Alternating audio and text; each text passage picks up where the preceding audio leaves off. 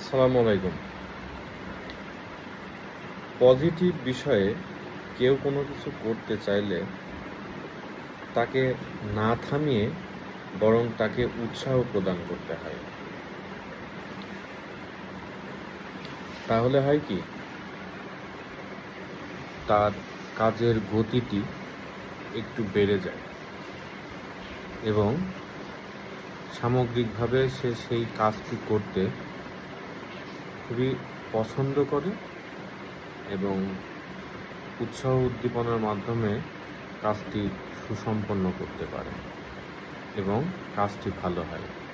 তাই আমরা কেউ কোনো পজিটিভ বিষয়ে, ভালো বিষয়ে উদ্যোগ গ্রহণ করে কাজ করলে সেটাকে না থামিয়ে দিয়ে বরঞ্চ তাকে সাহায্য করা দরকার যে তুমি এই কাজটি করো, ভালো হবে।